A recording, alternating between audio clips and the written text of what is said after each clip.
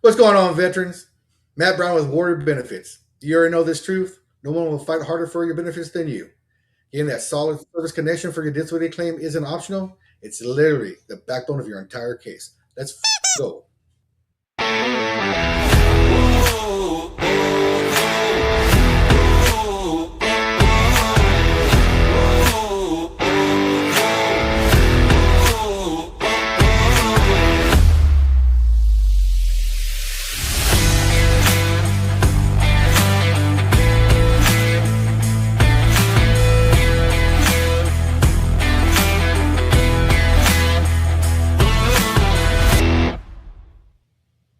Hey, what's up, everyone? This is Matt Brown with Warrior Benefits again. If you can't prove your service connection, you won't get the disability claim um, that you're entitled to, no matter how serious your condition is. In this video, you're going to learn how that service connection works and how to build that winning claim.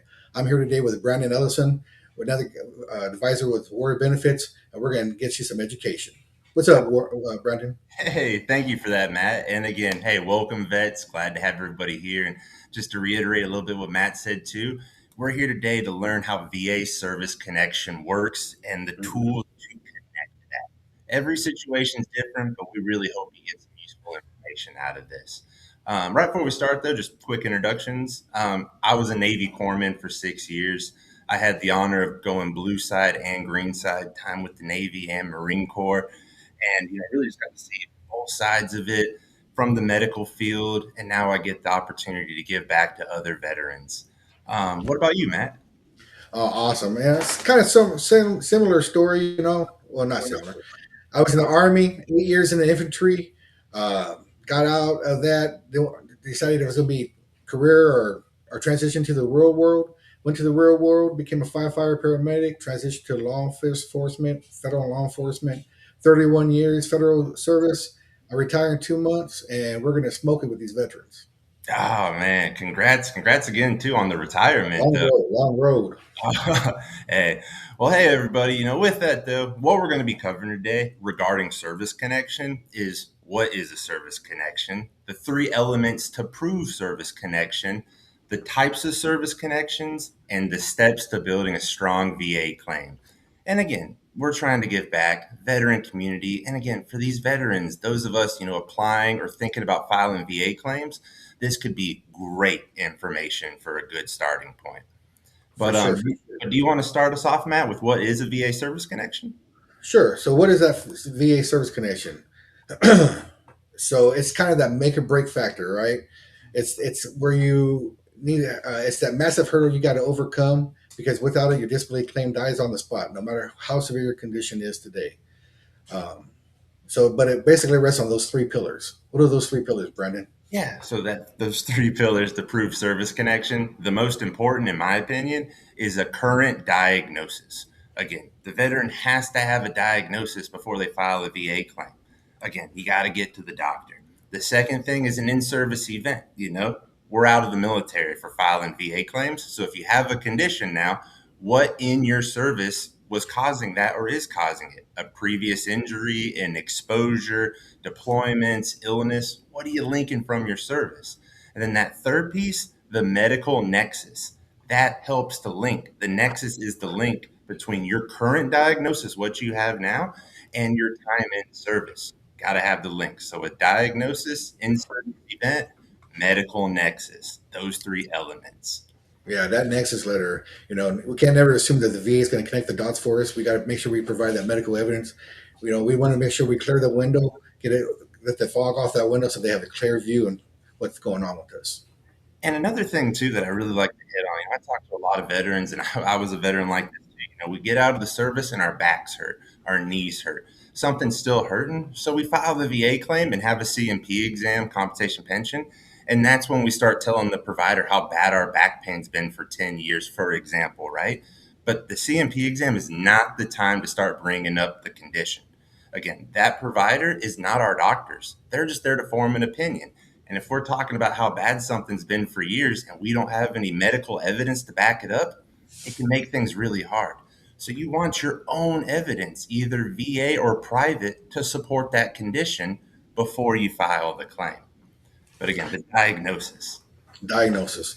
So there's several types of service connection. You have the direct service connection, a condition that started during service. You know, jumping off that Bradley, falling off my Bradley.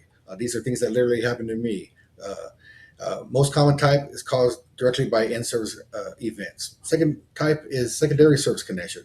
One condition leads to another. You know, jumping off that Bradley messed up my ankles, my knees, or now it hurts my back, or that IED blast caused my traumatic brain injury. You know, my that back pain altered my gait. You know, secondary condition applies to service-connected conditions that lead to a new disability. Presumptive service conditions.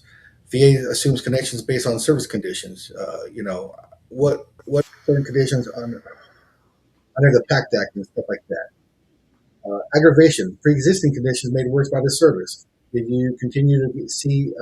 Did your service continue to make your condition worse? And that's the fifth one. Yeah, and to go into that a little bit more on the service connections too. I like how you definitely hit on the direct service connection, that being the most common, right? Right, Most common type is direct. You got to start with direct. Even a presumptive is a direct, right? Majority of the time, sorry. right, That's where again you can't link a secondary if you don't already have a direct service connection. So right, normally everyone gets their foot in the door with some type of direct service connection.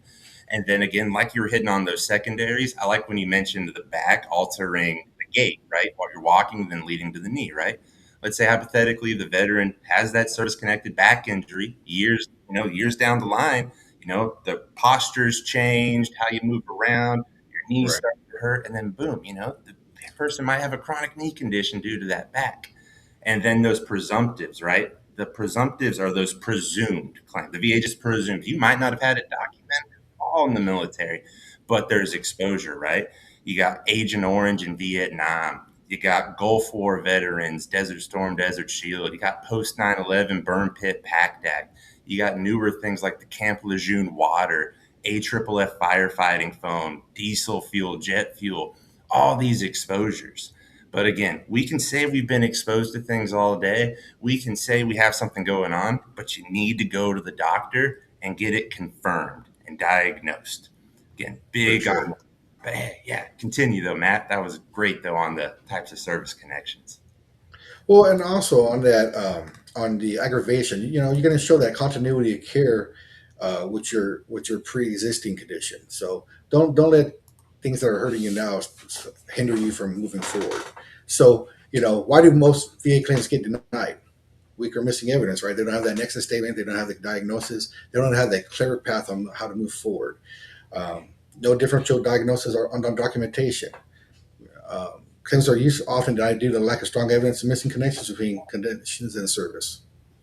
Oh, going into like why most VA claims get denied, I tell people all the time, we don't know what we don't know. And I can look back at all the claims I filed, especially when I first got out, right? Because I just knew things weren't right, from when I joined to now. And I got denied for so many things. But, you get those 16, 20-page VA decision letters. And I don't know about you, no one ever sat down and went through those with me, right? I normally No, thumbed through the first couple of pages and threw it away. But a lot of times, your decision is near the end. The VA has to give you a decision on why you were denied. 9 times out of 10, too, they're going to have favorable findings where you can have favorable things in a denial, but not be service connected, but that can help you for an appeal, right? I can go back through my own denial letters and I read through it and I go, oh, you know what? I didn't have this condition diagnosed. I need to go see the doctor. Or I've looked at other ones where it was like, this is a good example for me. I had a shoulder strain. Shoulder strain. Well, for VA service connection, your condition needs to be considered chronic, more so meaning it didn't start yesterday, probably won't go away tomorrow. Thus, that's why they'll service connect you. But I got denied for a left shoulder strain, which more than likely would resolve itself. And it did. But if it wouldn't have resolved itself and I kept following up the doctor, then it's a chronic shoulder pain. So that's where the VA too, before they authorize service connection, they want to see the condition as chronic, so that way they don't assume it's going to go away relatively soon. So right, that right. chronic aspect. But yeah, So how does a veteran go about building a strong VA claim? I mean, what's the step-by-step structure for that? the very first thing I would do, I would tell anybody this: go to the doctor. Go to the doctor. And when you're going to the doctor, in my opinion, you're telling a story. Our doctors aren't at home with us every day. I could tell them my back hurts, but that's not painting the picture. They need to know about how long it took me to get up out of bed this morning. They need to know about me not being able to go spend time with my friends and family because of what my back's put me through. They need to know about my time at work missed, the pain. You got to paint that picture. And do you agree on that? Getting in with the doctor? Yeah, you gotta have those service records. You gotta have your medical records. You gotta paint that picture. I'm painting the Mona Lisa. I want to win. I want to be that Da Vinci and get my. I want to present that clear picture to the VA. I don't want them to guess about what's going on with me. I want them to know what's going on with me. And it's about being clear and transparent. It's about being honest. But you got to look inside yourself and see what's going on with you, because until you don't recognize that, until you recognize it, because you're going to have your wife bugging you and you're going to have your kids telling you things, but until you see it inside yourself, it's very hard to move forward. But you're going to do it. And how are you going to do that? You're going to go to the doctor. You can get that diagnosis. You're going to use buddy statements. Hey, man, you remember when we were in Germany and I fell off that Bradley? Can you write me a statement for that?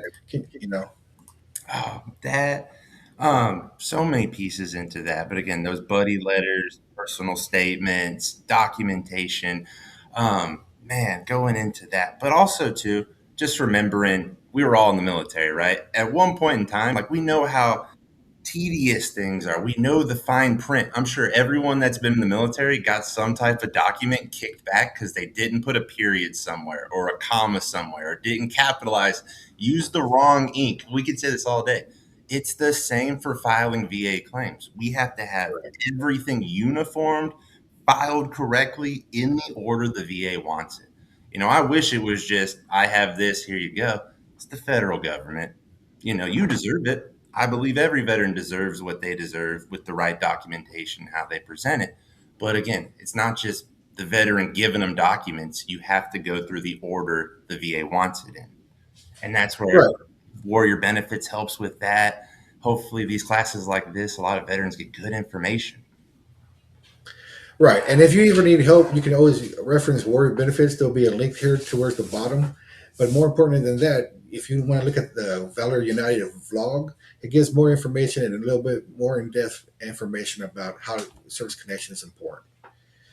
But Yeah. the big thing is when you talk about your conditions, don't say, "Oh, I just got back pain," or "Oh, okay, it hurts every once in a while."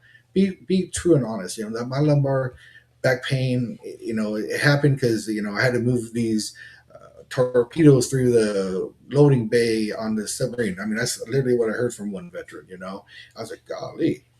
So it's about relating and how that can become across.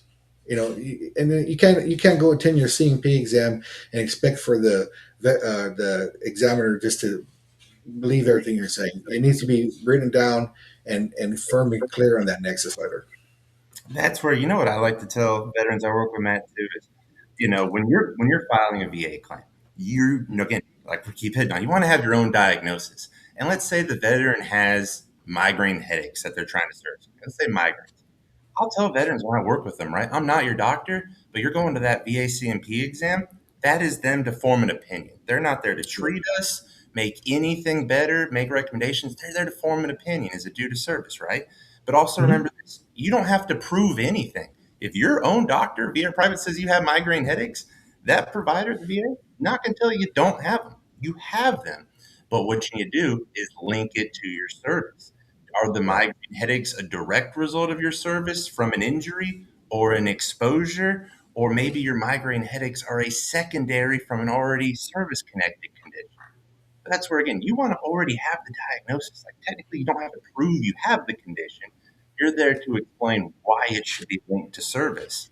And if you have the diagnosis, then you're there in that 15-minute VA appointment, hoping this VA provider takes your word for it and trying to link it. Again, Right. make this as easy and effortless as possible for the VA as well.